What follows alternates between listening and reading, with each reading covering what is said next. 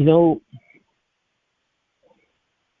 when you look at Kabbalah and so on, fundamentally the Kabbalah really revolves around two subjects, and it really focuses on these two subjects. This is what it concentrates. Subjects that it focuses on are these spheros, the concept of the energies that perform the tikkun of Nam L'Ksufa, and the Olamos, the stages of these energies, these stages that it occurs, and so on. It's called an Olam. So the fundamental concern of the Kabbalah is that it talks about the energies, the spiritual forces and energies that accomplish a critical aspect. It accomplishes, these are called spheros, and these spheros occur in different stages and so on. And this concept is extremely important because it really has to do with the problem of Nam L'Ksufa.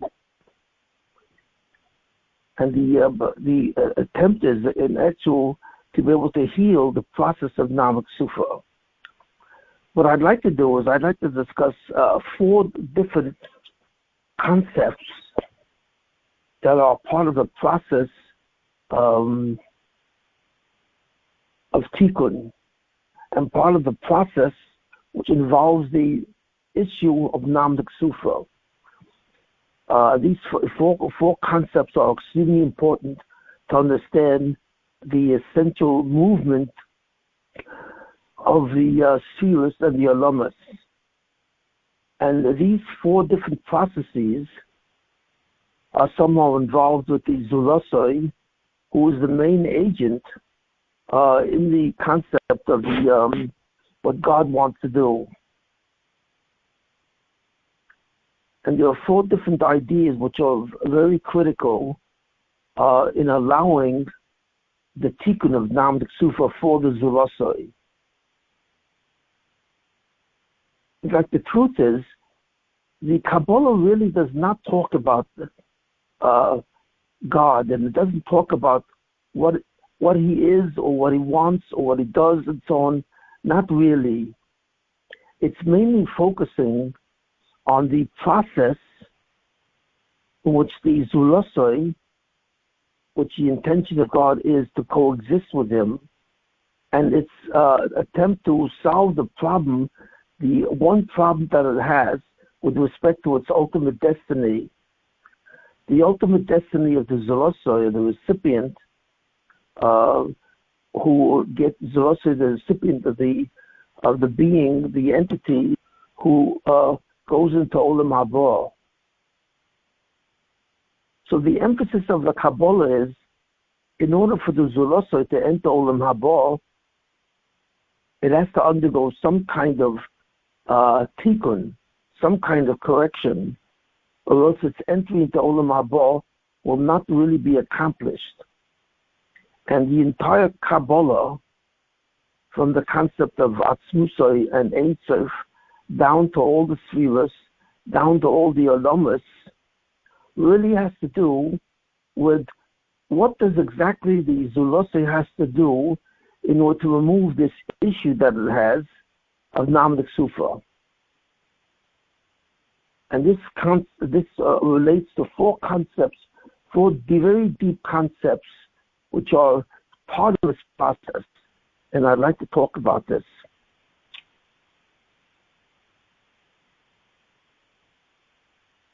The Kabbalah does not say anything really about the Atzmusoi. The Atzmusoi refers to God as he is. And of course, we really don't understand this, and nor will we ever be able to understand who God really is. But one thing we do know, that God has a manifestation. And what does this mean? God is manifest. God does not exist in any sense that we know. But the term that I use to describe God is the term, he manifests himself. Since God is some kind of entity, the law of an entity is fundamentally has the process of self-awareness. God knows that he is, but that's not his exact existence. His knowledge of himself by himself allows him to be manifest and to be aware that he is. But God is not someone, not an entity who has knowledge of himself by himself. That's not what God is. God is the actual knowledge itself.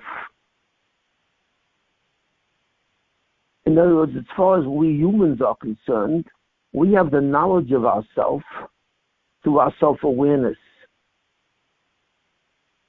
God does not have the knowledge of himself. God is the actual action. He is the knowledge of himself. He is identical with and synonymous with the very knowledge of himself. So that he and the knowledge of himself through his self-awareness are actually the same thing. We really cannot comprehend this type of being. This is beyond our ability to comprehend because we are not identical with the knowledge itself. We have the knowledge.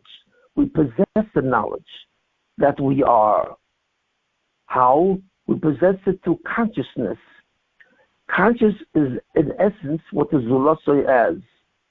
And that consciousness, which is called self-awareness, gives him the knowledge, it gives the Zulosoi the knowledge that he is. So therefore, in that sense, he has the knowledge of himself, and that is called his manifestation. God has the knowledge of himself, Atzmusoi, and so on, but he is identical with the knowledge. He does not possess it. He actually is identical with the knowledge itself, and therefore he's beyond our ability to comprehend him. So the difference between us, the Zulosoi, and Atzmusoi is simply, are you the knowledge of itself, or is that knowledge that you have of yourself? So in other words, you are not synonymous with yourself. You are not synonymous with your awareness of your existence. But you have a knowledge of yourself through and this is called the manifestation. So that's fundamentally the difference. Even though the Zulosoi is considered a kind of a quasi-God type figure, he is in the realm of divinity. That's right, the Zulosoi is in the realm of the divine, because he has a knowledge of himself by himself, through himself. But in this case, he simply has this knowledge. It's a possession. With God, Atzmusoi is not a possession of this knowledge of himself through the consciousness of God, but God is synonymous and identical with that knowledge. So that difference is also called manifestation. If you have the knowledge of yourself by yourself, that's called that you have a state of being which is called the manifestation. And both Atzmusoi and the Zulosoi have that kind of knowledge. The difference between Atzmusoi, God, and the Zulosoi, the product which is derived from God, is simply your relationship with that knowledge. The relationship of that knowledge with God, by God himself, is not that he has that relationship. He doesn't have a relationship. There is nothing outside of him. So God is not capable of having a relation with something else outside of him. So God's understanding that he exists is identical and equal to him, whereas our possession of that knowledge is not identical to us. We simply possess or have that knowledge. So therefore, even though we are, in a certain sense, quasi-divine entities, and that's what David HaMelech means when he says in Tehillim, "Vatchasveyu ma'at melokim," we're slightly less than God, which means that if we're slightly less than Him, we, in a certain sense, have a similar quality. If we can say that God has a quality, but God does not possess a quality, He is the quality. But since we possess that quality as something outside of us, we do not exist like God. In fact, if you possess the knowledge of yourself, that's called, in a certain sense, a manifestation. It's called a relative manifestation. But if you are the knowledge of yourself, because there's nothing outside of you, that's called a divine manifestation. And that's the true essence of God, and that's beyond comprehension. But the truth is, what is the problem with the Zulosoi? That God suddenly has to create an entire world, an entire energy and so on, that He has to heal the Zulosoi from a certain specific problem. And that problem is called Nam D'Ksufa. And what is that problem? The problem is that the Zulosoi, in having some kind of a manifestation, has something called itself. It's something which can be considered to be almost outside of God, but it is not outside of God. But it is the closest thing to the quality of independence. An independent being is an entity who can exist completely on its own. It does not need anything else or anything else to assist it in that process. And if it possesses, or it is this thing, it's said to be manifest. And the Zulosoi is somewhat similar. So that's why, because it also, in this case, it possesses this quality called manifestation, and it exists, it has its being through it.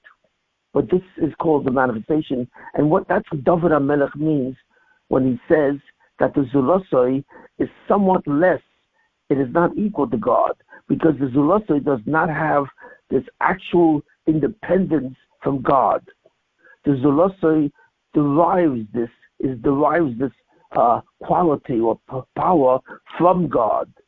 He is not independent of God. He is dependent of God, whereas God is independent of the Zulosoi. God is the source of the ability of the Zulosoi to be manifest. And the Zulosoi is manifest through its relationship with God. So the Zulosoi possesses what's called a relationship, because God is independent of the Zulosoi and outside of Him. Whereas the Zulosoi is not independent of God and inside God. So that's what it means, Einoid Muradoi, there's nothing outside of God. It's a question of independence and dependence. Who is independent of who? Well, God is independent of the Zulosoi.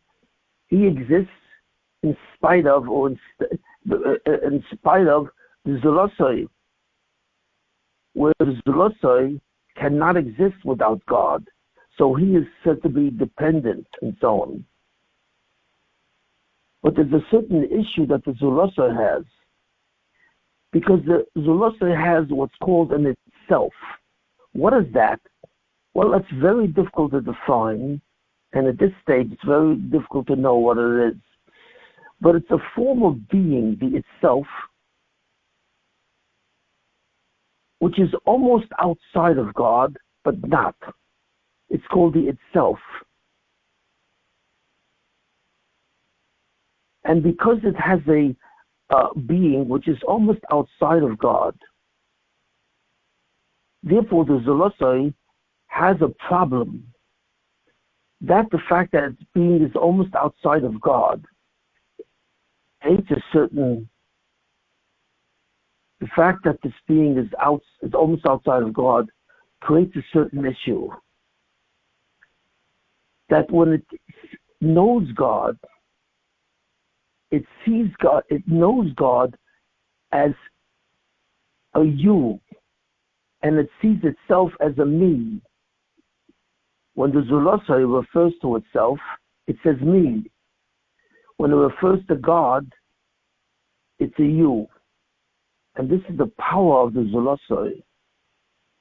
And it's able to do this, to see God as a me-you combination, because of its being called itself.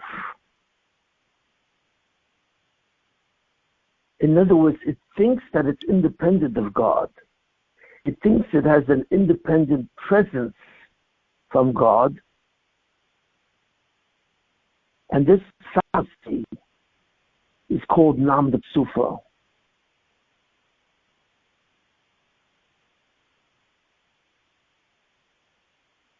The problem is that this fallacy creates something very unusual, because it's so close to seeing itself as God sees himself, in the sense of a possession. It therefore experiences a certain disempowerment. That's right, and this is the word kesufa. Kesufa means shame, but it really means disempowerment. Because at the same time as the Zulasa is very high, since it kind of comes from the similar kind of aspect of which God is made, he's not made of it, he is it.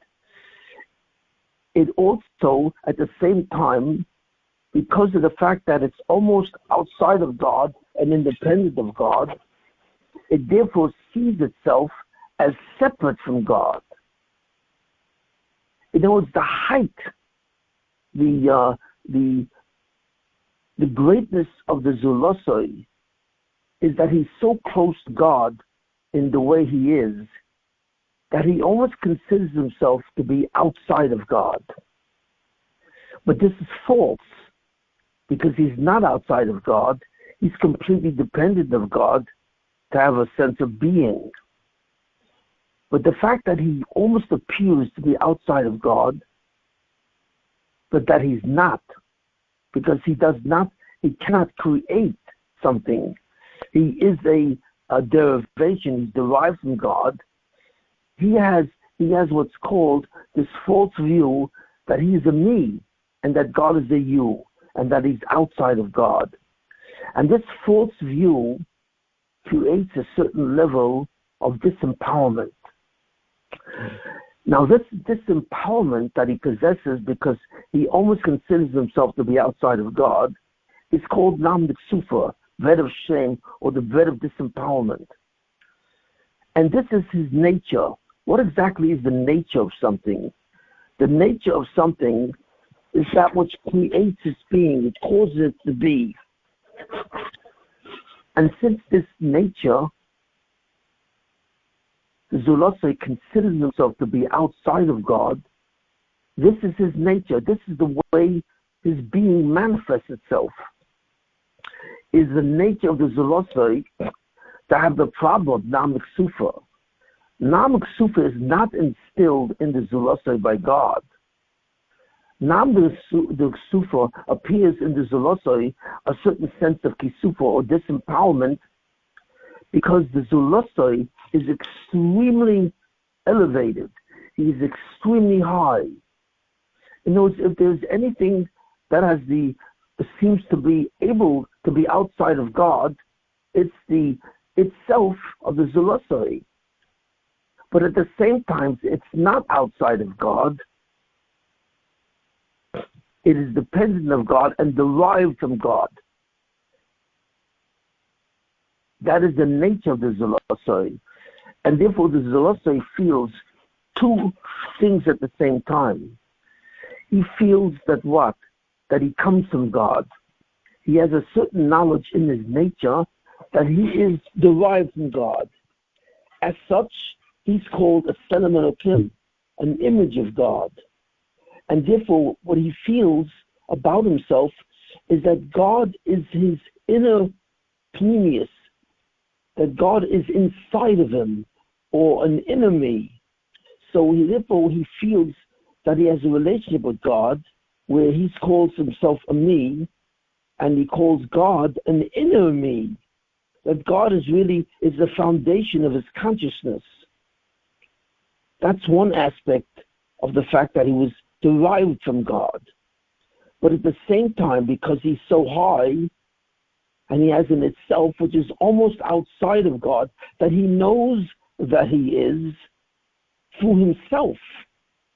That gives him the concept that he perhaps is the divinity itself. So therefore, that produces the possibility that when he sees himself as a me, God is a you. So that's a confusion. He sees himself as two possibilities. He sees himself as one possibility, that he is a me, where God is the inner me, and he is not independent of God. At the same time, the quality of his consciousness is so great through the derivation of the itself that he actually thinks that he is outside of God. And therefore he thinks that God is a you. So God is either a you or God is an inner me. And that suffix, that doubt that he has about that, creates a disempowerment on how powerful he is. And that disempowerment is some kind of erosion of his elevation. So God therefore says, in order for you to be with me, in order for you to coexist with me, you have to get rid of that disempowerment. In other words, you have to get rid of the suffix, the doubt of what you are. You have to clearly know that I am not outside of you, but that you are inside, that I am inside of you. I am your foundation. Because only I am identical with myself. You are not. You have yourself in a kind of a possession. You have it. You have the knowledge of yourself.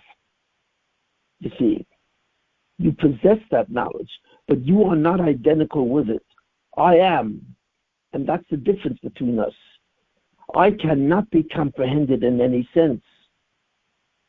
But you can, in a certain sense, be comprehended, and so on. But you have to change that duality of who you are. Because that duality will cause you to have a certain disempowerment which will interfere with your ability. But because you are so great, in other words, it appears that it's almost to you as if you are outside of me, you can possess free will. What is free will?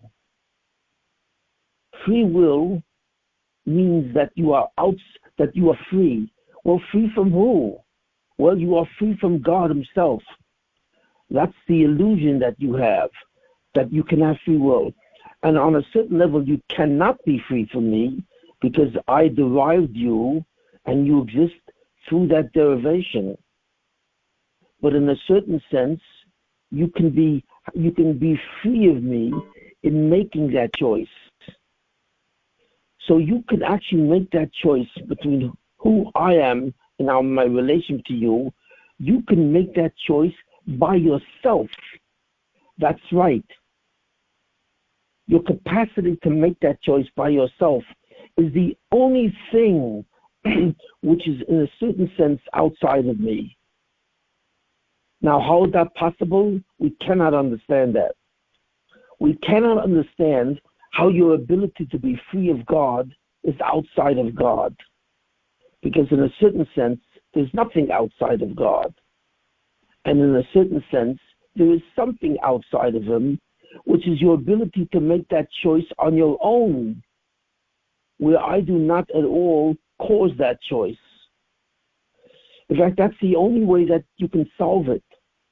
Because since you're itself, appears to you to be outside of me, you can have what's called free will, but not at this moment, because at this moment I've derived you, and right after that, you can have that choice. But in order to have that choice, it cannot be your nature. So this is an astounding thing. In order to give the Zulosai free will, the inability to be outside of God cannot be its nature. Because something which is the nature of a certain entity or a certain being is itself. And it cannot free itself from itself. It is defined by its nature. And that's what the word nature means. Your nature defines you. It is you. It is not outside of you.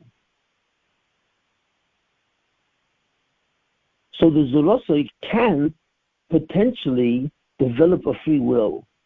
But God has to do something to make that confusion, which is called Nam Nitzufa, and which generates this empowerment.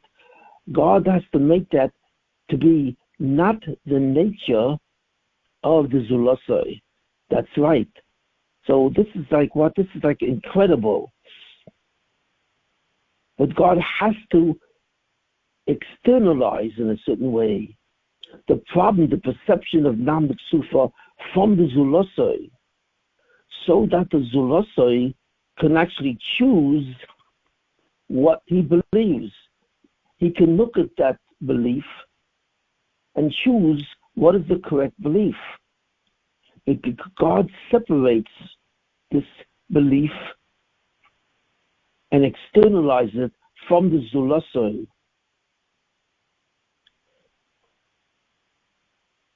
So what does God do fundamentally? God, therefore, how God does that, we really don't know, you see. But the process in which God separates the problem of Nam Nitzufa from the Zulosai, so that the Zulosai can choose what it tends to believe. The process is called Tzimtzum. That's what Tzimtzum is. Tzimtzum is really a process which it's not a process which creates the spheres. It's not a process which creates the Elamas. It's not even a process which creates the Zulosai. What does it do? Tzimtzum, which is the process where God withdraws from the Zulosai in such a way that the Zulosai becomes a derivative from Atzmusai. And where duality of choice suddenly becomes a non-nature, where it can actually choose what its choice is and to develop the property of free will. So that's the first thing that God has to do. He has to, in a certain sense, create the problem of Nam Nitzufa, the disempowerment, so that it is not the nature of the Zulosai anymore. It is outside of the Zulosai. So the Zulosai can see the choice and suddenly make the choice. Not only see it, it can make it. And then once it makes the choice, God then reconnects the Zulosai to its nature. And it does so by God connecting the Zulosai to the choice itself.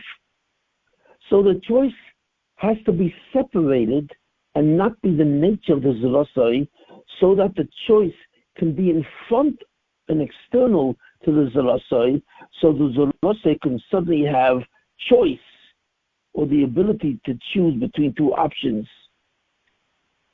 And then it has to exercise this choice. And once it exercises this choice, then the choice itself becomes part of the nature again of the Zulosai. Now that choice has to be made only by the Zulosai. It cannot be made from what? It cannot be made by God. God cannot choose the perception that the Zulasa has. Even though the being of the Zulasa comes from God, but God cannot choose the nature of that being for the Zulasa. In other words, the Zulasa has to be the true cause of that choice. And why is that? Because in the world of God, of the manifestation of God, there is no such thing as a cause. That's right, we cannot understand that. There is no such thing as a cause. God has no cause. Not at all. Now you could say that God is his own cause, but not really. God is a form of existence, or actually called manifestation, which has no cause. We cannot comprehend what that means. So God says to the Zulosai, in order for you to coexist with me, because you're so high, you can have the freedom to choose what you are. Are you a me and I'm a you? Or are you a me and I'm an enemy? And you have to be the cause of that choice. I cannot be the cause of that choice. And therefore, if you become the cause of that choice, fundamentally, I will say that you can be manifest, not like me, because I am myself, so to speak, but you can therefore create this choice for you and be manifest in a certain sense, somewhat similar to me. You will be a Tselem Elokim. You will have, in a certain sense, created who you are. And after you've created by your perception of who you are, I will then restore this choice as your nature. And this will be who you are. And this will be determined by yourself and not by me. And this will allow you to coexist with me. How? Because it will allow you the process of Devekus. It will allow you to be attached to me. Because in truth, I have nothing. I have nothing outside of me.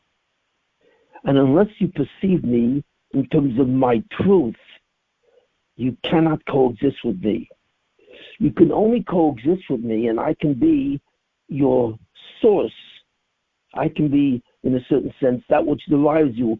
I can give you manifestation, but you have to have the correct version of who I am.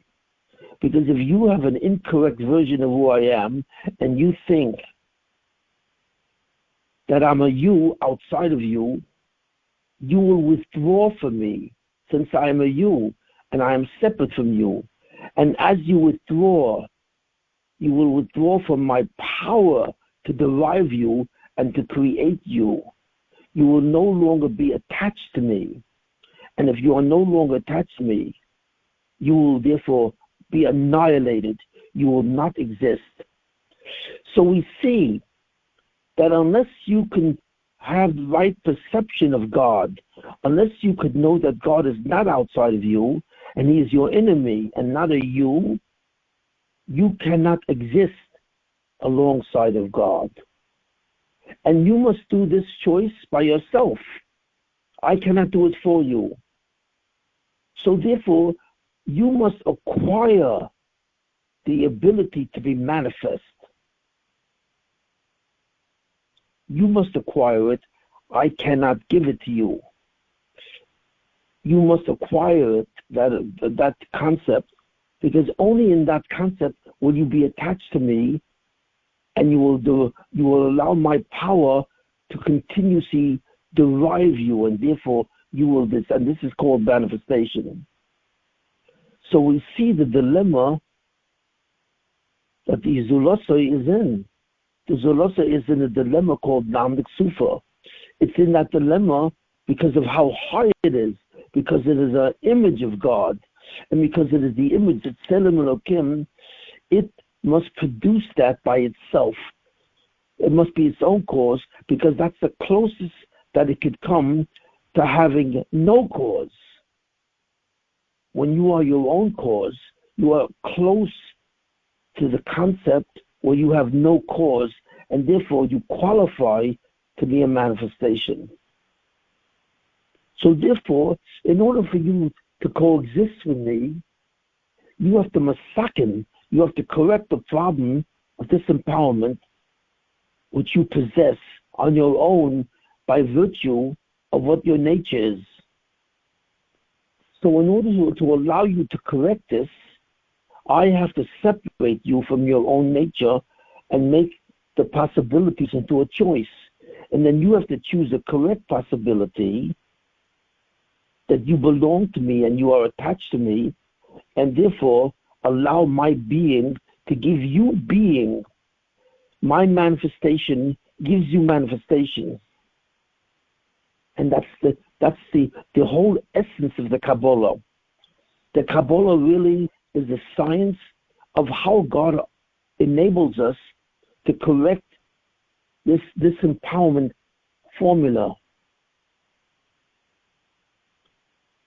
Now, how does God do that? Well, we understand what God must do in order for you to correct this. God must separate you. He must separate the problem of Nam Sufa from being your nature. So now it's outside or external to you, and now you can choose what you think the correct perception is. And whether or not you form a correct perception of who I am, you will be able to coexist with me as a manifest being attached to me, but being almost like me, except that you possess the knowledge of yourself. So that's why God performed God performed the issue of a Tzimtzum. In a certain sense, Tzimtzum produced what's called the Rishimu in a Cholol. Two entities, the Rishimu, which is the trace of God. And what does it mean, a trace of God?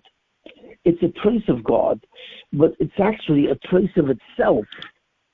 Because prior to Tzimtzum, Zulosoi actually has the nature of Nam Sufa. Post Tzimtzum, the Zulosoi does not possess Nam Sufa as a nature, as an intrinsic quality which emanates from its nature, from itself.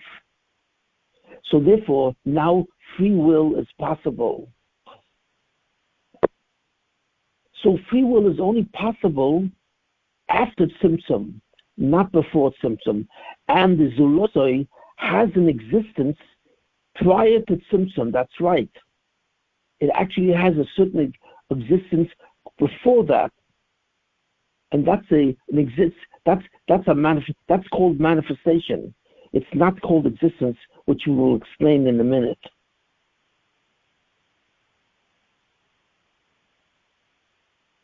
After Tzimtzum, it said that the world of the Rishimu is called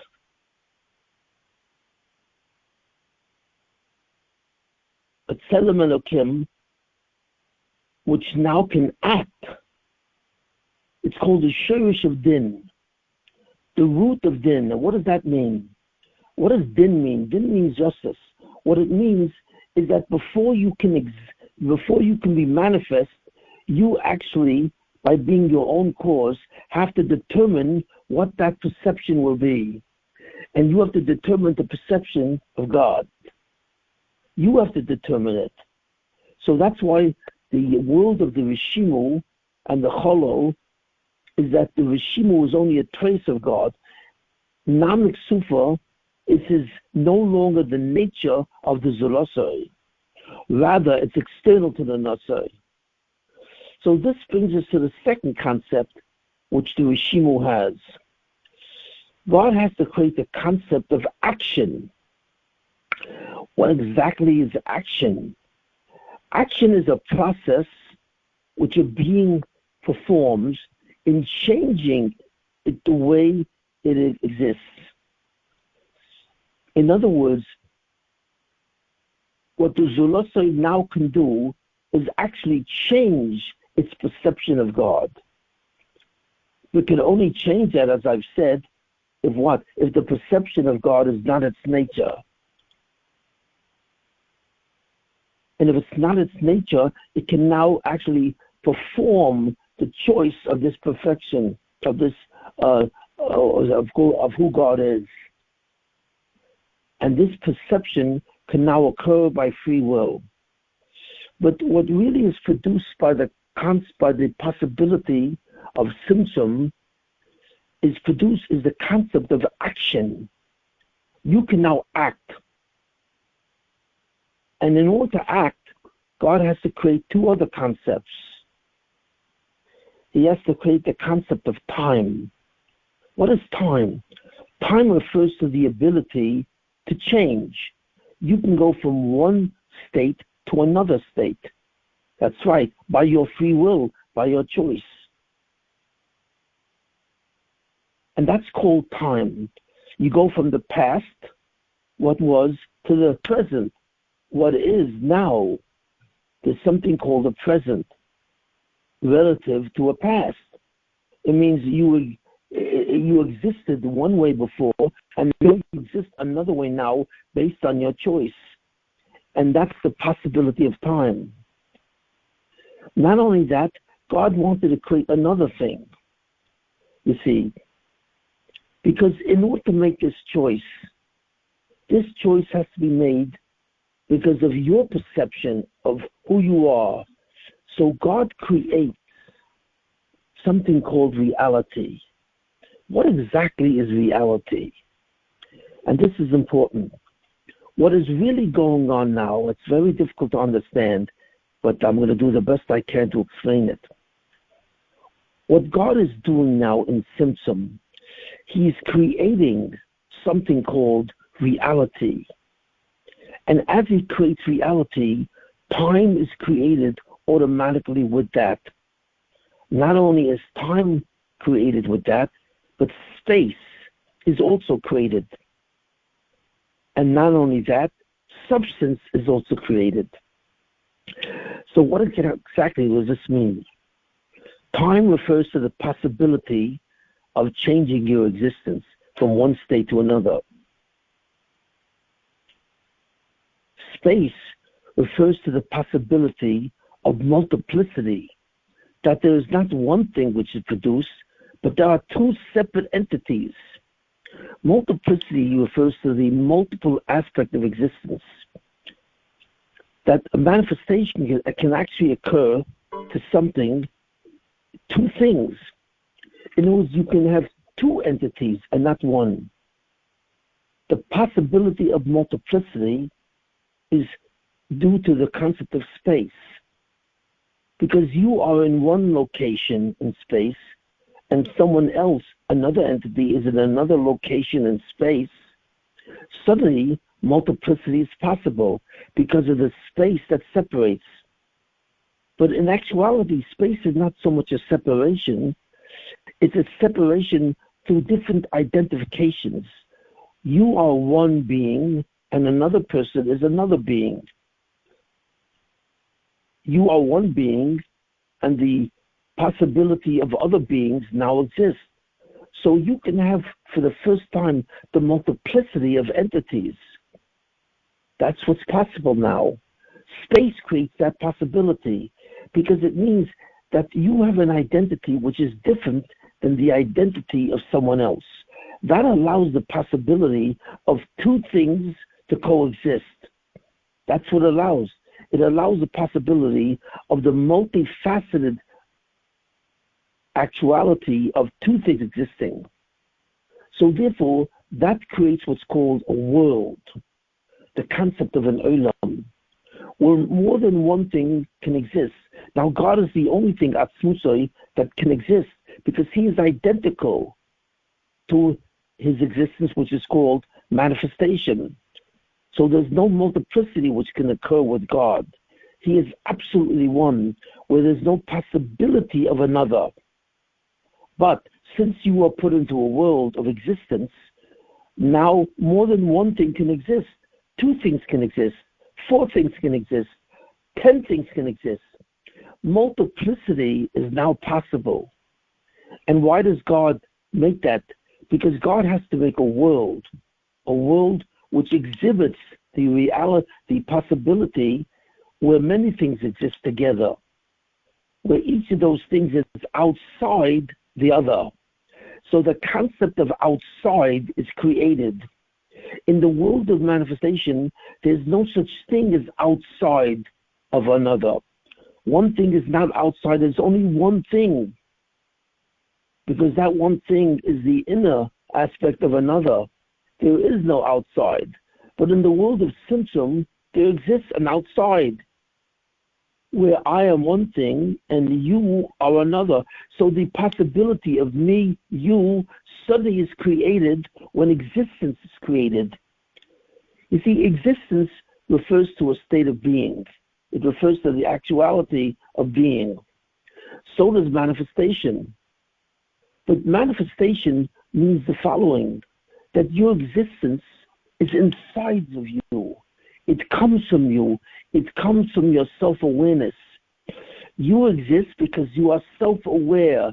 So your existence, in a certain sense, is part of you. It comes from you. And that's called manifestation. But if your existence is not part of you, it's outside of you, that's called reality. Reality, therefore, is a network. It's a network which includes multiple entities which can exist. You are part of reality. Another person is also part of reality.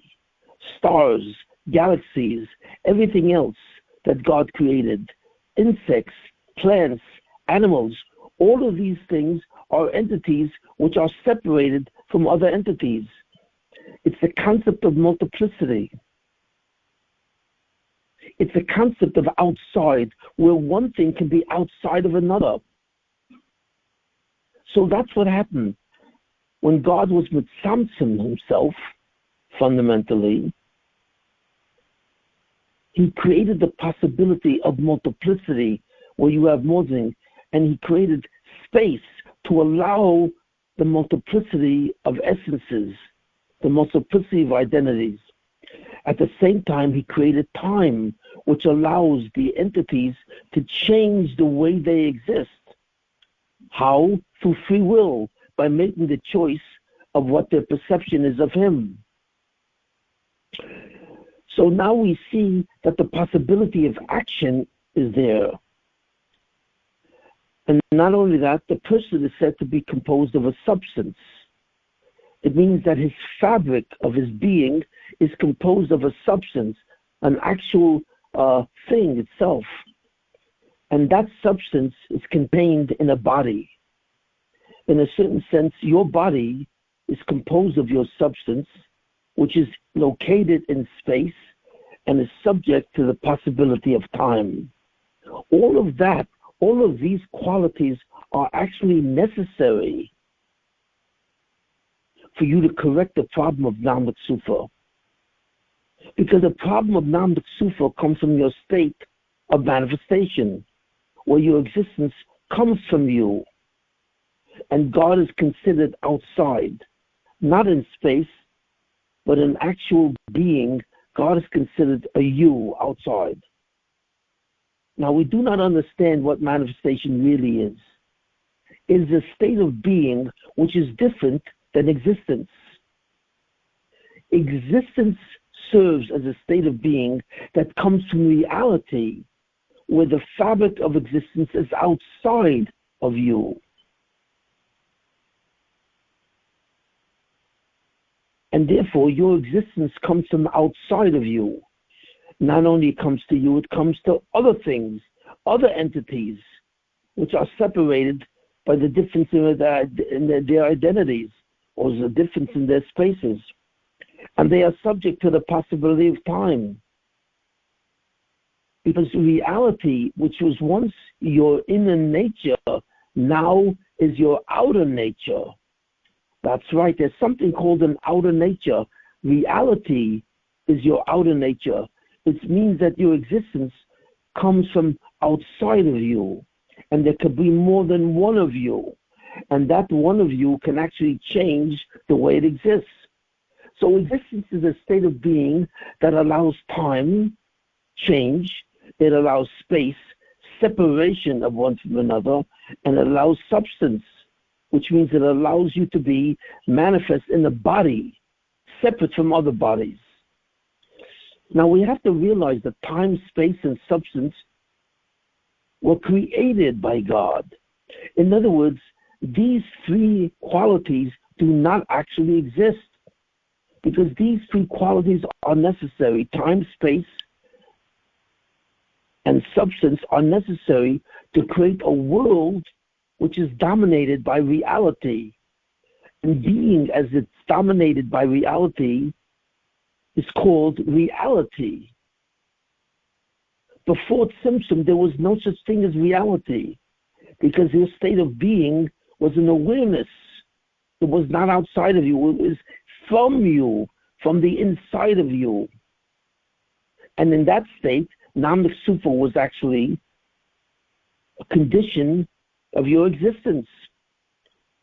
But to allow you to actually improve that, to allow you to change that, God had to make being into something called reality, which now is outside of you, which includes the qualities of time, change, space, separation, and also contains the quality of substance, a body unto itself. Not only reality can either be it can be either exist or not, because existence, the state of being in which you are now in, can actually what? It can actually either be or not be. So existence is something which is possible to have or not have. So God converted manifestation into, which is the state of being that you were before, in a certain sense, it's the state of being before Tzimtzum, and it is a divine, it's kind of a godly state, but it's a godly state as a Tselem Elokim. And now you were converted into a different type of being, which now is said to exist. It knows it possesses its being. It is not similar or not synonymous with it, at least on any level at all. It possesses existence, so that if it does possess existence, you are said to exist. If it does not possess existence, which is a state of being, you are said to be nothing, or you don't exist. So the very nature of existence itself changed from manifestation, which comes from you, it's you, to what's called existence, where suddenly your existence is outside of yourself. And that is characterized by the concept of language, where you can now communicate with that which is outside of you. The purpose of speech is to communicate with another being, a multiple being. And you do that through language. And we see in language that in every sentence in language, or what's called a proposition in logic, there's a subject, there's a noun, and there's a verb. The verb predicates the noun. So when you say Chaim is, you're saying two words. One, you're calling Chaim, you're calling the entity Chaim, and that refers to the aspect of a noun, what a thing is. And then you separate that from the verb is, which means that he is. So now existence contains always two qualities, the subject and the predicate. The subject is who is, and the predicate is that it is.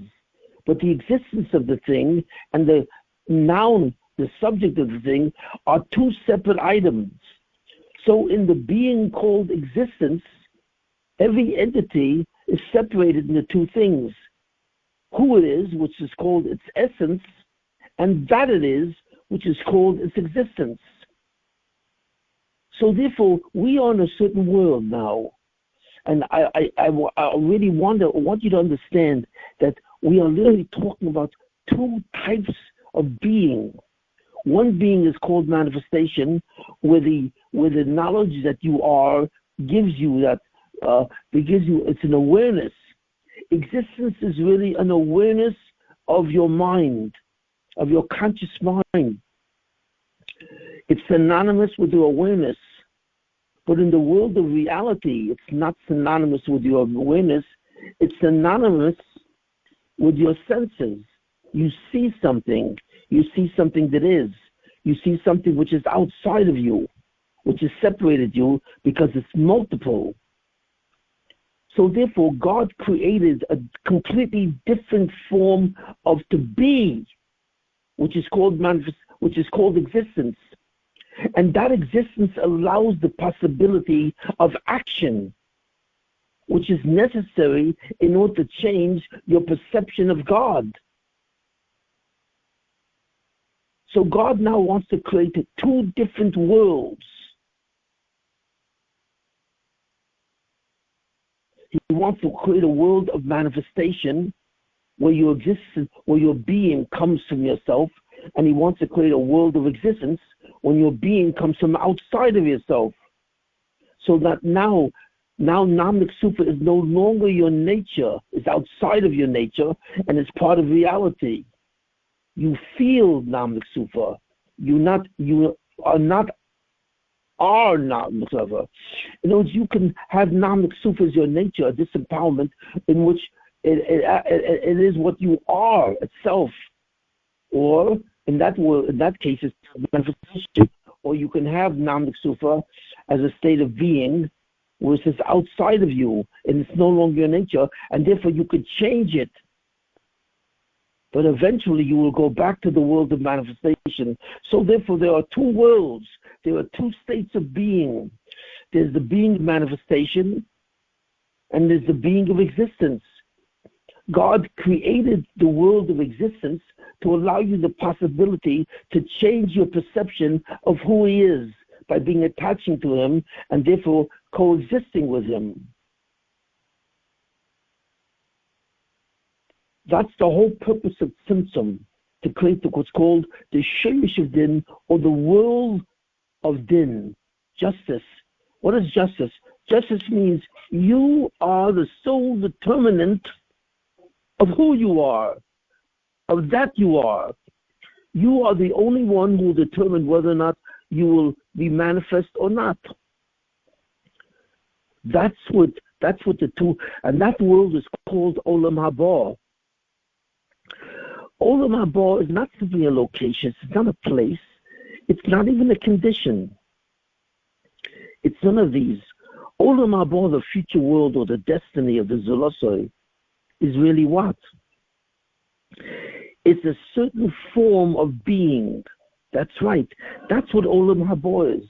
It's a certain way that you are of your being, where your being comes from your awareness, and therefore it has nothing to do with time, it has nothing to do with space, it has nothing to do with substance. It's a form of being which is so pure that it is almost equal to what God is, except God, of course, is eternal, because God doesn't possess being, he is being. And the second world, the first world, therefore, is called where you're manifest, and where Namlik Sufa is your nature, is called Olam Haba, the future destiny. And you have to correct that, but in order to correct that, to rectify Namlik Sufa, God has to create another form of being, and that form of being is called existence. And existence creates two worlds. It creates worlds which are multiplicity, where there are many worlds. It creates entities which are separate from each other. And it creates entities which exist in time, where the entity can change the way it exists.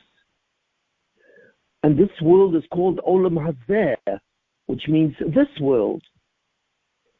So it's not simply that God created the person he thinks he's a soul, and he has a free choice to determine his relationship with God. It's much more profound, much more profound. It's much more profound in the sense that in order to God to create the Zulosoi and allow the Zulosoi to coexist with him, he had to actually allow the Zulosoi to be its own cause and change its nature of Namlik Sufa. In order to do that, God had to create another form of being, a totally different form of being called existence, where in that form you are located in time, so therefore you can change. You are located in space, so therefore you have a location in reality which is distinct from the location of someone else. So therefore you are multiple. You can exist as a multiple, where existence is something which is outside of your essence. So this was all necessary to make Nam Ksufa as your non-nature, as outside of you, it externalizes you. So the critical theme of justice is externalization. To have justice, to be able to be your own determinant of your own future, you have to be your own cause. And in order to make you your own cause, God had to change the way you are. He had to change the form of your being from manifestation to existence. So therefore, we apply the verb to be. The verb is, let's say is. We say you are. He was. We say the concept of the being becomes a verb. It becomes something, an action. Being now becomes an action. Being is not an identity. It's an action. You exist or you don't exist, but it's an action that you participate in, that you are involved in. So we see this is a very powerful concept, symptom. Symptom produce a different state of being called existence from the original state, which is called manifestation, where Nam Sufa was your nature. In the world of existence, Nam Sufa is not your nature. It's something outside of you, which you can decide is your perception. You can decide what the perception will be. And in this case, we'll talk about your perception of God, your relationship to God. And that will determine if you coexist with Him. If you form with the wrong perception, you cease your coexistence with Him. And if you perform the right perception, you establish the coexistence with Him. So therefore, we have defined the concept of action, which is some kind of process done through existence, where you actually can change your perception, either by thinking, by talking, or by doing. There's a concept of doing. In the world of manifestation, there is no concept of doing. There is no possibility of action. And therefore, there's no possibility of time. In the world of what? In the world where there's time, space, and substance, you now have choice, because your nature is outside of you and you can actually change your nature, and that's called free will. But in order to have free will, God had to give you the ability to choose, which means that which you choose has to be outside of you. It cannot be synonymous with you.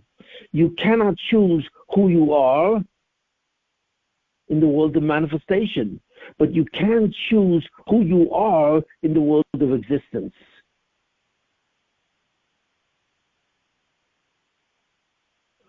So now you are separate.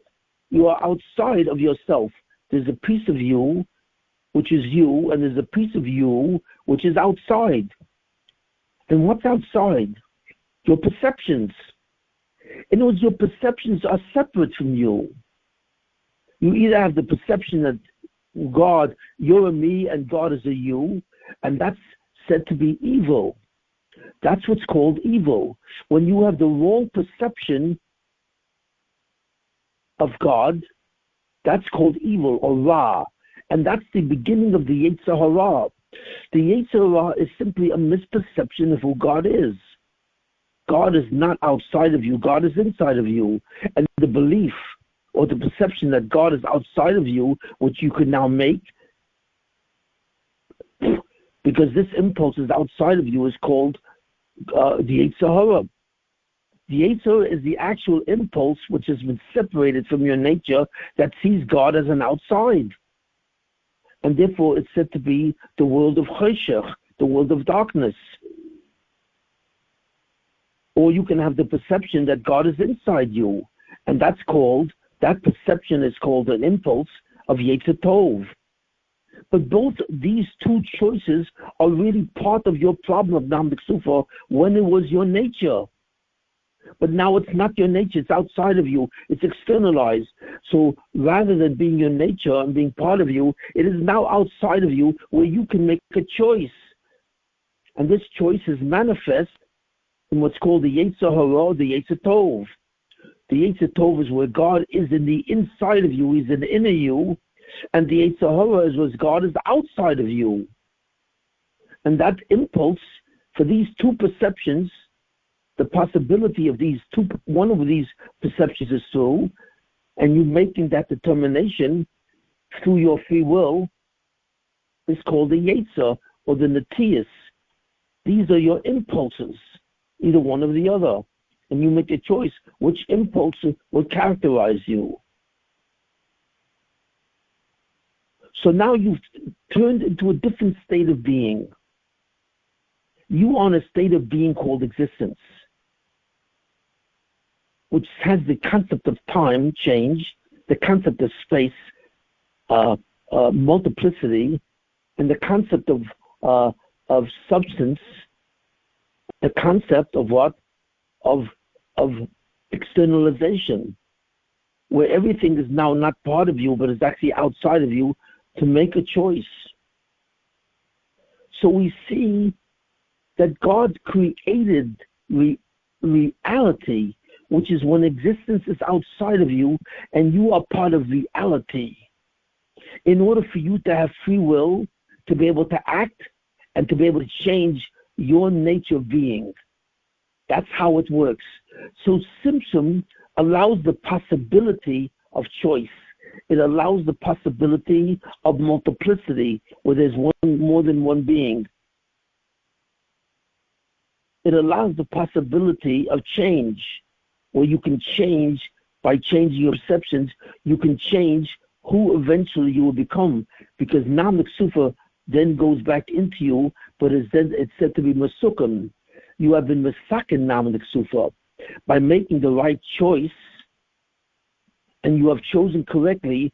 God, you can now attach yourself to God and coexist with Him without time, without space, and without substance. So we see how profound creation is. God created a new form of being. And that form of being is called existence, which is able to be or not be. Number one, it's outside of you. It attaches itself to being, the process of existence, to other things, to each entity. Existence can now be shared by multiple entities, where each one of them, these things exist in the same way.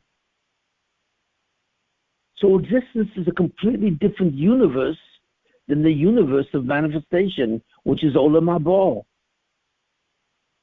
And to allow the tikkun of Nam D'Ksufa in all its measures, God changed the form of your being. And He will restore the original form in Olam Haba. Well, the tikkun of Nam D'Ksufa. Now, see, Nam D'Ksufa will always exist because there's a part of you called the Itself, which is almost outside of God, and that will always be there. If God removed the problem of Nam D'Ksufa, you would suddenly disappear. You would no longer exist.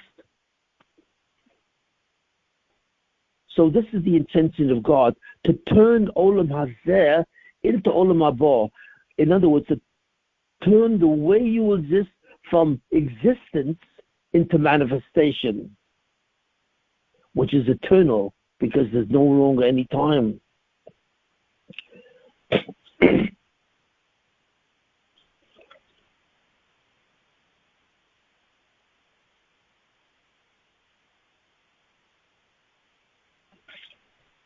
So eventually, what becomes of you is two separate worlds.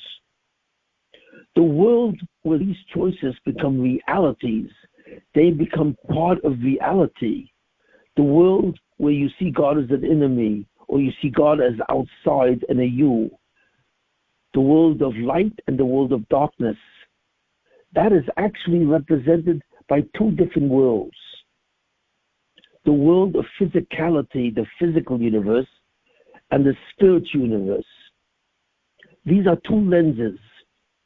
So God, in order to allow you access to these two impulses as a possibility, God had to do something. He had to give you sense perception. That's right. The Zulosoi, as he actually exists, has no sense perceptions. He doesn't have any senses. He doesn't have eyes, ears, nose, mouth, and touch.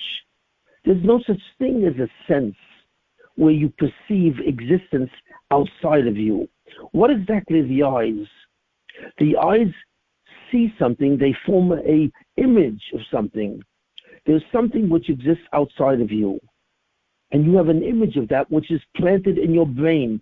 Your brain, the eyes receive the light from the object, which goes into your eyes on the retina, and the retina creates an electrochemical impulse, an impulse in your nerves, and that goes to your brain, and your brain creates an image. But the sight of that object is in your head. There's no such thing as the sight is synonymous with the object. The object, the concept of sight, the concept that it appears to be in a certain form, exists only in your mind through your eyes. Your eyes create the object from the object to an image. So your brain is like a camera. It takes images. It takes what's called a visual image, where it produces something called sight, so you could see something far away from you. It creates what's called an auditory image, where you can hear it as a sound. It creates what's called an olfactory image, where you can smell it, which is also an image. And it creates another image where you can touch it, where it's called tactile. So these are the five senses: seeing, hearing, smelling, tasting, what's called gustatory, and finally tactile, touching. These five senses create, these five senses, when they're activated, forms an image in your mind. And that's what you see, that's what you hear, that's what you smell, that's what you taste, and that's what you touch. All of these things are simply images which are created by your brain. So you are never in touch with the object in its true form. You have no idea what that object is. That object is said to be outside of you or in reality. And all these five senses produces an image in your brain. It's like your brain is the ultimate camera which produces five images of an object outside of you. It produces an image of sight, an image of what? Of hearing, an image of smelling, an image of tasting, and an image of touch. But these are merely images. They all exist in your mind. You have no clarity on the existence of anything outside of you other than through your senses. And that's the world of existence.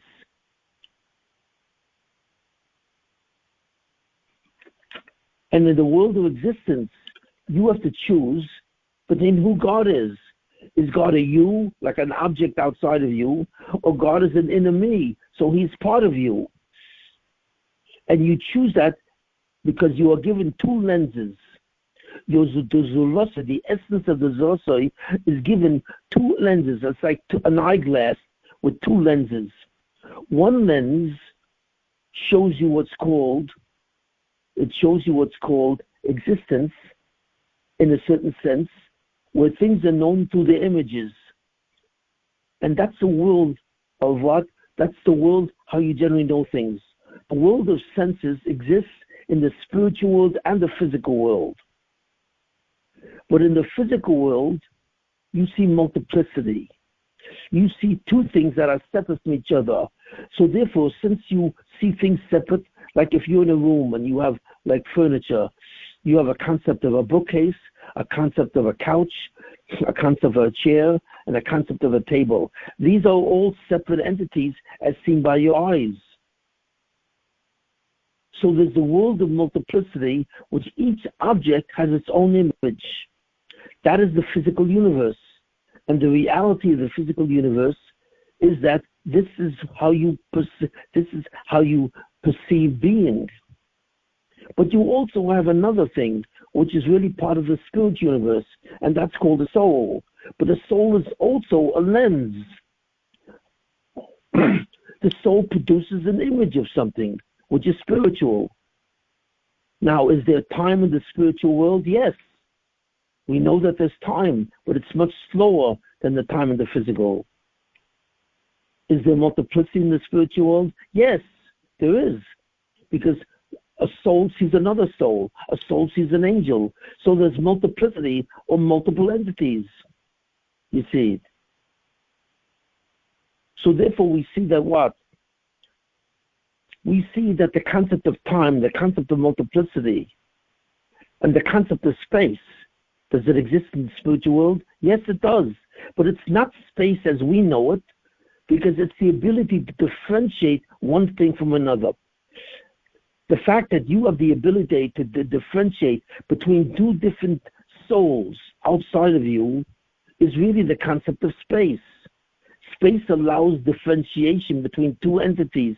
Two entities appear to be separate. Does that exist in the spiritual world? Yes, because you see different entities.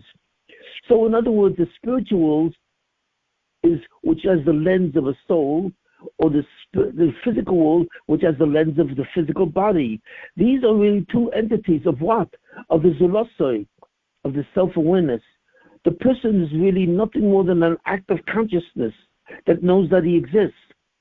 But on that consciousness is put like two lenses, a soul and a body.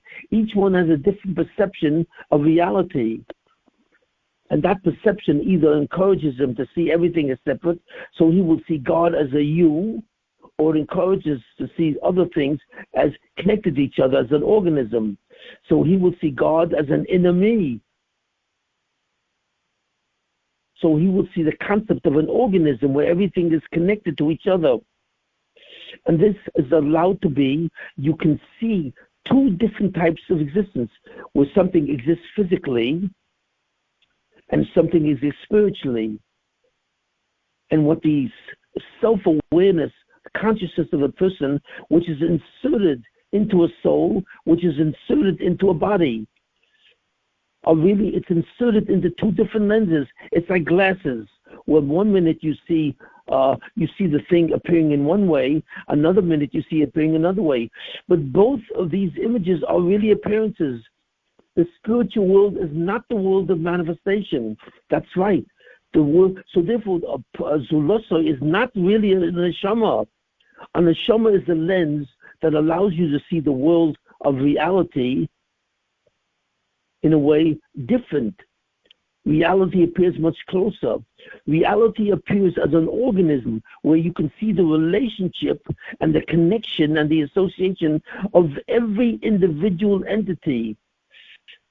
When you see through the lens of your soul, when you look at another soul, you instantly know who he is and what he's here for and what he has done.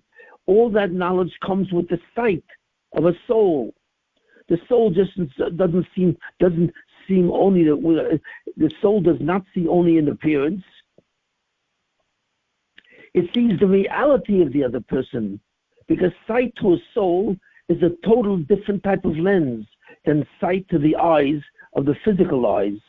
When the physical eye sees something, it sees the thing as an appearance, but it doesn't know anything about it.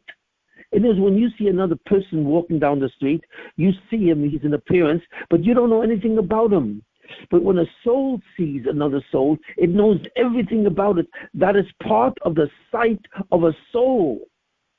So therefore, the physical and the spiritual universe, which contains a body and it contains a soul, is in the world of existence. That's right. It's in the world of existence, which is subject to time, space, substance.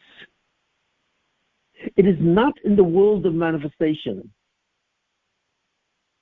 So therefore, what is in the world of manifestation in Olam Haba? It's another thing called the Yechida, which sometimes is called a soul, but that's a mistake. It's the fifth part of this. It's like a soul, but it's not, because it sees everything as connected to each other. The perception in the world of manifestation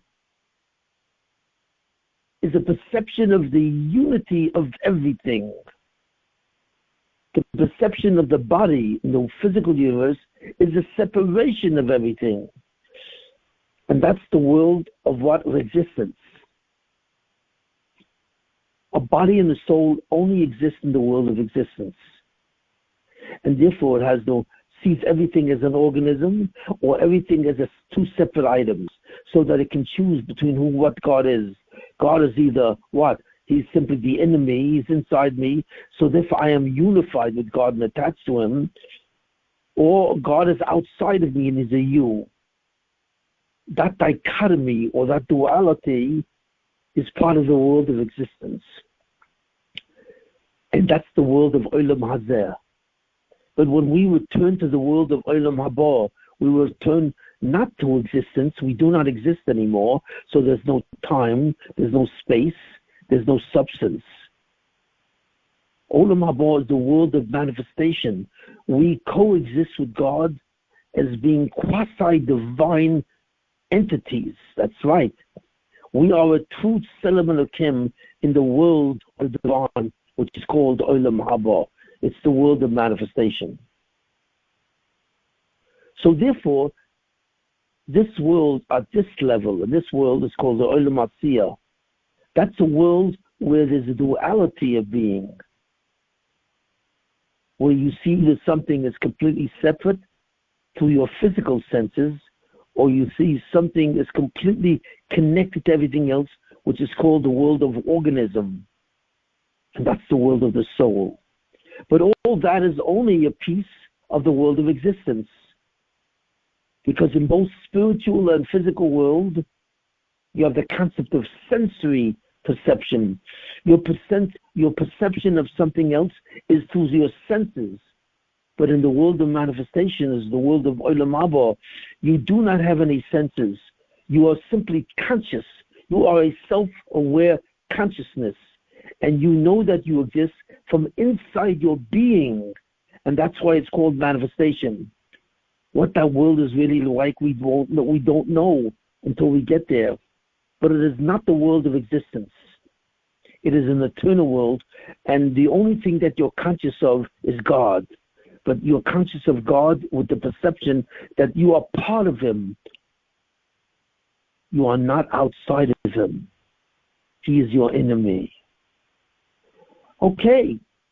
So what I've done in this lecture, and I hope I've been successful, which is I've defined certain critical concepts which exist in our reality called the world of existence, as opposed to the concept of the world of God, which is called manifestation.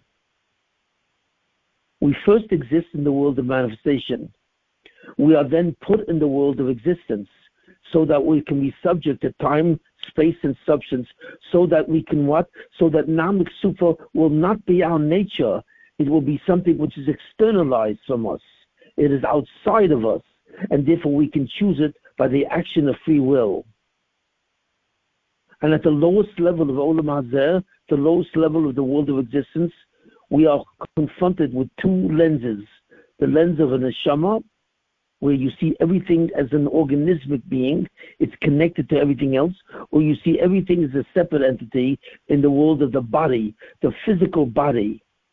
But these two entities of the soul and the body are contained in the world of externalization, where Nam Sufa is outside of you. It's the world of existence. But in Olam Haba, it's the world of what?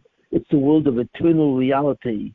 It's not a world of reality. I actually can't say that. It's a world where your existence has nothing to do with reality, because there's no such thing as reality. There's no such thing as existence outside of you. And that's the world of Olam Haba. So I've tried to really enumerate some of the critical concepts of Kabbalah. This is the nimshal of Kabbalah. This is what God is doing to allow us to remove our sense of disempowerment. He has to create a whole new form of being called existence. from the world that we were in before, which is called manifestation. In order to do that, he has to create a whole new thing called reality, where existence is outside of us. And in that world, we have to make the choice through an action, by doing something. The concept of doing something becomes relevant. And by making a choice, either through the mind, through the mouth, or through the deeds, your hands, you actually changed the way you exist, which then is restored to a manifestation where it becomes part of you. It becomes your nature. Okay, that's the share. Are there any questions? Yes. If, in fact, we began the process before Tzimtzum as a manifestation with Namadik Sufas in the manifestation, and I think is what you said was that we end up, after going through the world of existence, back to Olam Haba again as a manifestation, but we never totally get rid of Namadik Sufa, then what was the point of the whole thing? If you end up in the same position, more or less, that's question part A. And part B is, if we began as a manifestation, why didn't Atzmusa simply get rid of that problem then? Why was it required that we get rid of it? Why did he just create us in a non-Namadik Sufa state? Okay, so first of all, you're asking very profound questions, and you're hitting it on the point. Your first question is that, you never really get rid of Namadik Sufa, which is true, because you will always have a tendency to feel God as separate from you, either inside of you or outside of you. So the truth is, you're right. You never get rid of Namadik Sufa. What you get rid of is the disempowerment of Namadik Sufa. You have to remember that the term Namadik Sufa means, when you translate it, means bread of disempowerment or bread of shame. So there are two elements. Namadik Sufa is a certain feeling, it's a subjective feeling of disempowerment, and that you get rid of. How do you get rid of that? So you get rid of that through the biggest mitzvah in the Torah. What's the biggest mitzvah in the Torah? Yeah, but you have to. The biggest mitzvah in the Torah, what? You have to. What's the... Right, the greatest mitzvah in the Torah is, yes, v'ahavta, is love. In other words, we see what love is. Love is really a primordial impulse that belongs to the world of manifestation. And as it exists in this world, love, we feel it as something which draws us to another person, but we see another person as part of us. We don't see the person as outside of us. True love is when Adam saw Chava, he saw Chava as not an outside person, really totally separate. He saw Chava as part of his consciousness.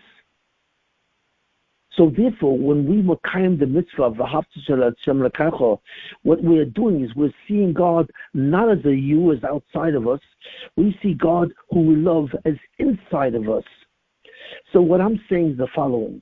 You never get rid of the fact that in a certain sense, there's an aspect of seeing God as separate from us. You always see that. But you don't see God as a you. Why? Because you love God. So you disable the power, the concept of disempowerment.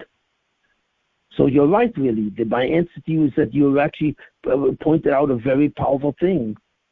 We get rid of the concept where God is completely outside of us, Don. But we always retain the notion that God is part of us. And we retain that notion because in Olam Haba, in the world of manifestation, we have a profound love of God that we cannot even imagine. If you ask me, what is the main feeling that you're going to feel in Olam Haba? And I say to you, it's loving God in a way that we cannot even conceive of. Because we will love God in such a way where we will actually feel that He is part of us. We will not simply observe it. We will not perceive it. It will become a magnificent feeling that He is inside of us. And that's healing. That's healing Mesaken Namadik Sufa. But the ultimate truth, we will never truly get rid of the feeling of Namadik Sufa, because on a certain level, God will always be felt as somewhat outside. Even when He's inside of us, He is still not really a part of Himself. He's not really part of us. So that's the answer to the first question. So it's really not Namad Ksufa. It's really not Namad Ksufa. You've gotten rid of Namad Ksufa. It's something else that remains. The feeling that there is. We call it somewhere. The Chazal call it Namad Ksufa. Chazal call the problem of disempowerment that emanates from the fact that we are Tselem and Akim. Chazal calls that Namad Ksufa. But we only get rid of the second word of Namad Ksufa, which is the word Kisufa, disempowerment. We will no longer have that disempowerment that emanates from the fact that we are in itself. We will always see God as separate from us, but we will not see him as outside of us, and we are outside of God. And what was your second question again? The second question, so therefore, why didn't God did not Smusa just create the Zulaso in the manifestation state, in that final state? That, yes, there is we see that there's something outside of us, but we have that love. We have that, in other words, create us that way. And not have to go through the entire why didn't God create us that imagination? Way? Because, so first of all, this is the concept that I said before. In his world, in the universe of God, there is no such thing as a cause. God has no cause.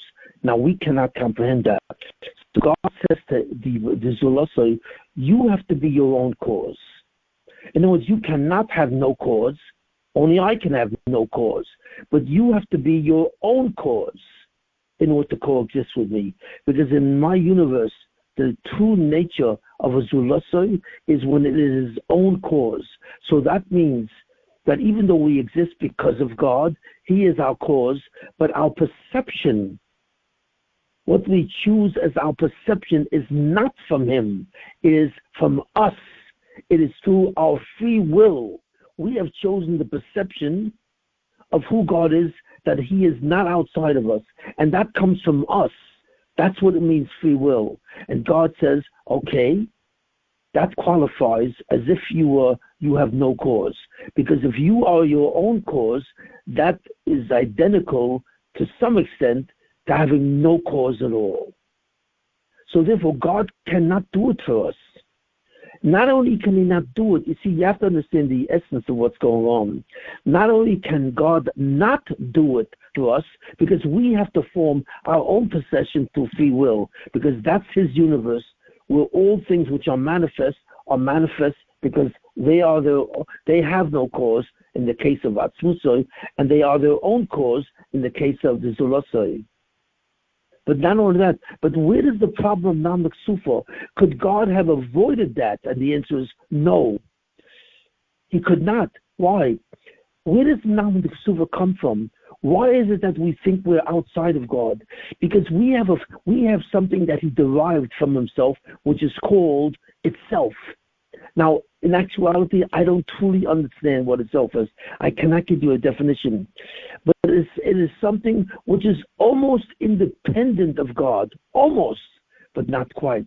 And from that type of being, which is almost outside of God, because it's almost independent, that creates the concept of seeing God as a you.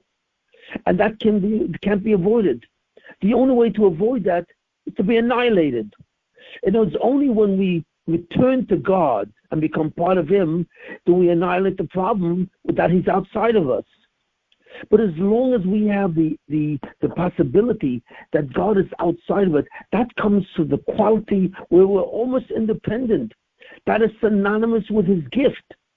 God's gift to the Zulosoi was the itself, something which he possesses, which is similar to God and almost outside of God. That's his gift.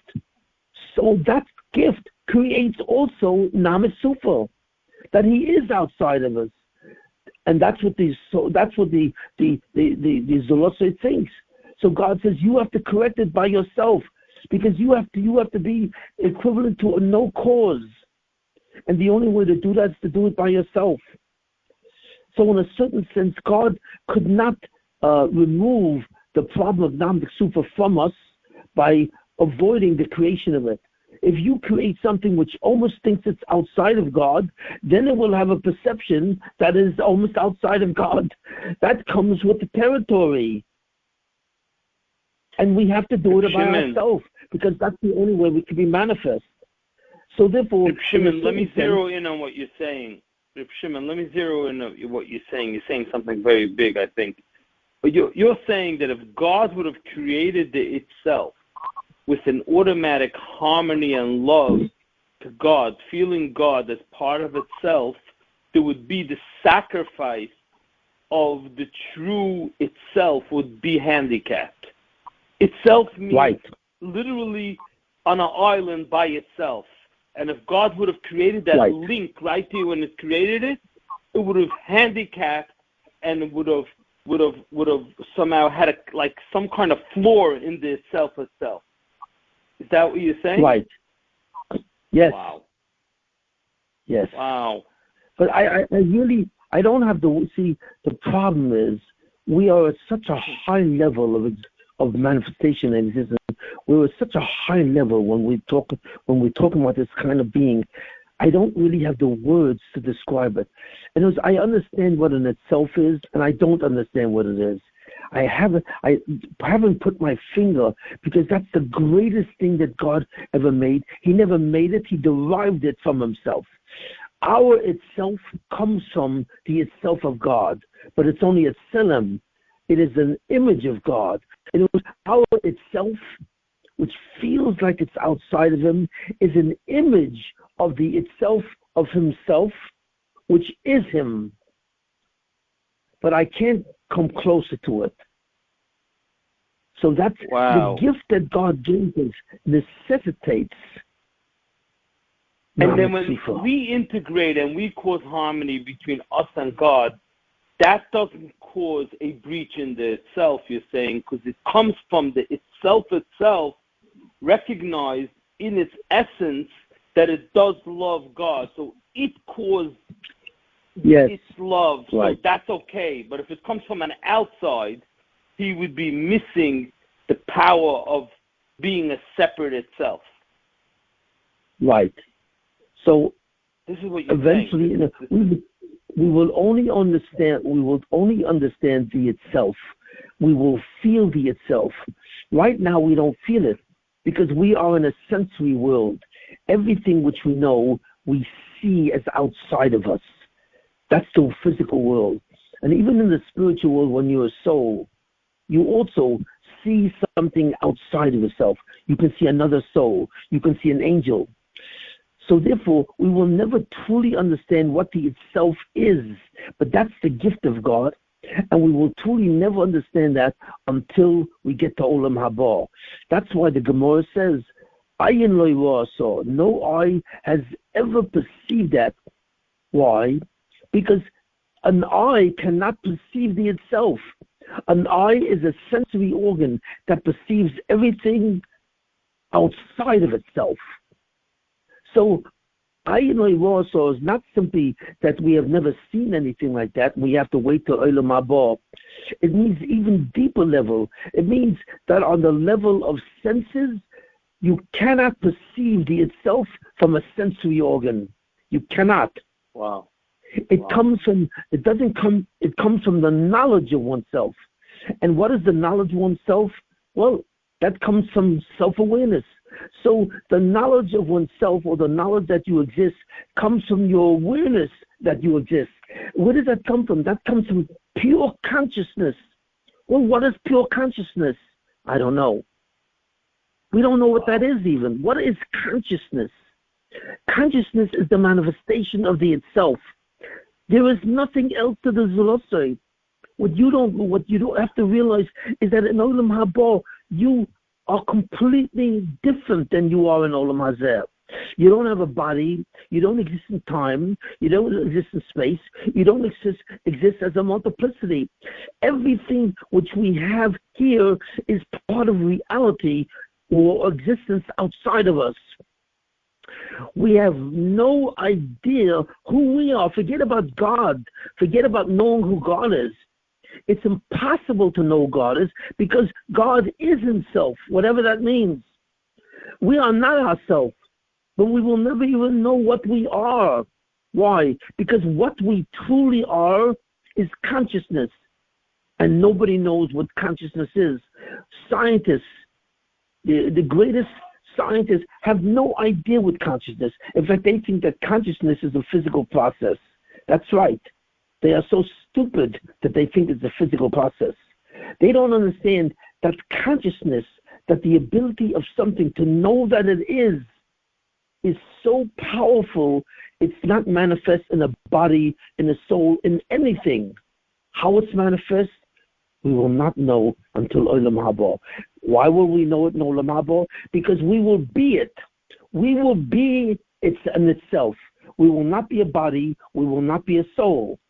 We will be manifest as in itself. And probably in that regard, we will suddenly have some kind of knowledge of what we are. But the way you're saying it is correct. Wow. Why? Why did? It's a very big touch. Ayin Lo Rasa, you're saying, is Olam Haba has nothing to do with any senses. It's above the eye. Right. But why did they pick just the sense of eye and not ears? Well, all the senses. You see, all the senses. That's the nimshul of the Olam Adam Kadmoin. God created all the lights through the senses, which means that God made reality as a sense perception of, we see reality through sense perception. That is our relationship with reality. We see, we hear, we smell, we taste, we touch. That's the way we connect to reality, which means that objects exist outside of reality, which is outside of us. But this is false, because there's no such thing as reality. Reality comes from us in a different way of being, which is called existence. We are at the edge. This year is really about the edge of what the Zolostoy is, what a human being is. A human being has no concept of who he is. When you think you're good looking, you're not good looking. You think that all these concepts through the senses. We describe ourselves totally from our senses. We have no idea in this world who we are. And in a certain sense, we will be shocked.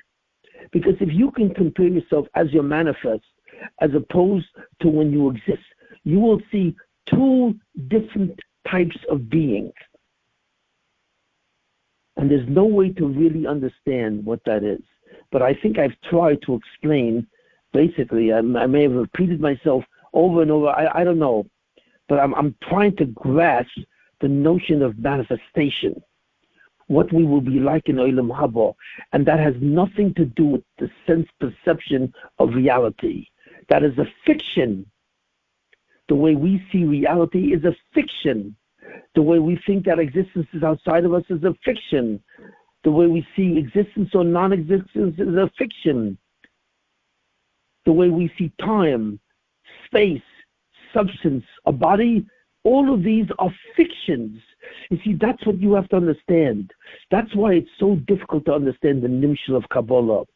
Because Kabbalah, it really is discussing how God made everything and for what reason. It discusses, that's the nimshul. The nimshul tells you what Kabbalah is doing. But when Kabbalah itself is written as a mashal, it's written through metaphors and symbols. So as long as it's a metaphor, and that's the way it was put as a metaphor by Rabbi Shimon ben Yochai, he saved the Kabbalah because he put the Kabbalah in Golus. How? By making it a metaphor or symbol. Rabbi Akiva ben Yosef, who was the actual person who understood what the Kabbalah is, he understood Kabbalah in terms of a nimshul. He revealed some of that to Rabbi Shimon and so on, but not most of it he didn't reveal. And he died with that knowledge because he could understand that because he was the Mashiach. And that's something which can only be understood in the light of the wisdom of the Mashiach. No man has ever understood this, not even Moshe Rabbeinu. Because when Moshe Rabbeinu did not become the Mashiach, he was almost there, but he failed to become the Mashiach because while he was bringing the Torah down, Klal Yisrael was worshiping the golden calf. So we lost that. And he was the only human being in all of history that ever picked up that concept. If anyone understood it, he understood it. But even he did not understand it. Why? Because even he was included in a body with a soul. So he was in the world of existence. And you cannot understand the world of manifestation until we are there, until we become manifest beings. And that is the world of total zichuch. That is the world where Nam Sufa exists, but it's modified because of love. We don't feel the pain of Nam Sufa because we love God in an intense way, and we cannot even know what that love is like. Love is a feeling that we very rarely have. And God, the reason why God separated men from women is so that a man can have love for a woman and a woman can have love for a man on some level where they can understand what love is, that it's a unifying feeling. Love is a spiritual feeling of intense unification. It is the only feeling which exists in Olam Haba, because it's the feeling that unites the Zulosoi with Atzmusoi. So this is the best I can do.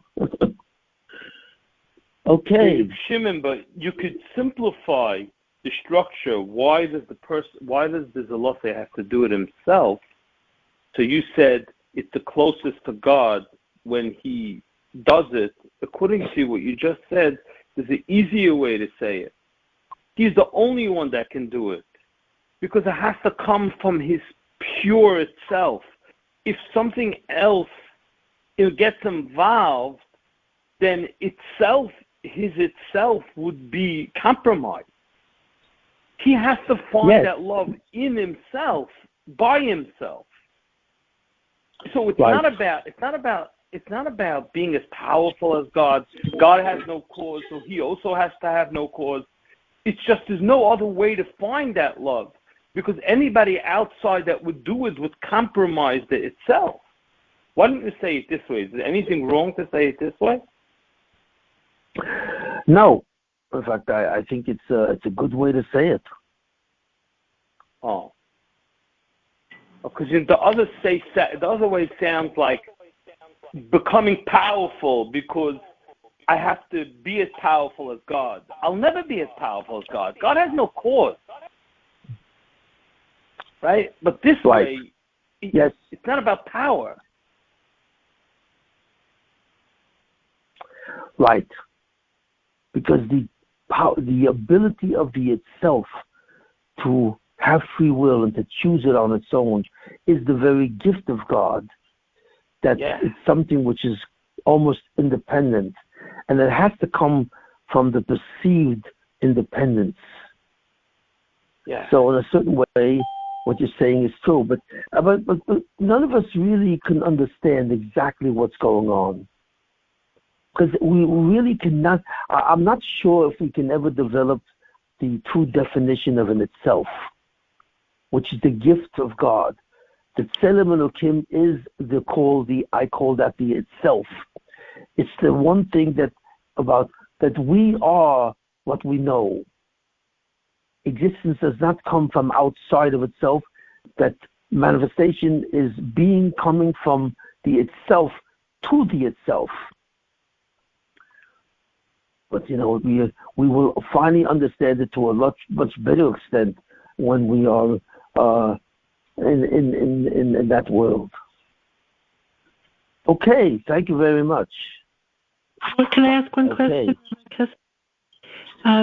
So just on a living basis, on practical, in the moment when our urges and impulses are giving us negative reactions, would it be proper then, if we properly understand this, to then say to understand that is all coming from Hashem, and that it's all good, and that it's our interpretation that we want to break out of our interpretation, and that we want is to manifest that light in a way that's in accordance with Torah and His will, and then go ahead and do that. And by doing that, we then create a healing for our. We make that choice. We create a healing for our corrupted character traits. Would that be proper? Fundamentally, you have to masaken your Namid Sufa, because as long as you have the feeling of disempowerment, there's a disturbance. What that disturbance actually is, we don't know, but there's a certain disturbance in our being from the fact that we are so high and yet we are still inside of God. There's a certain element of contradiction that comes from these two thoughts. We are so high that we are Selim Elokim. We are the image of God. But yet we are still outside. We are still totally inside of Him. And that presents, in a certain sense, a contradiction. And that contradiction creates a disempowerment that only we can solve.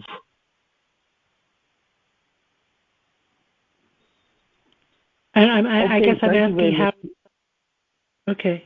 Well, yeah. I'll speak to you alone. Okay, so thank you for listening.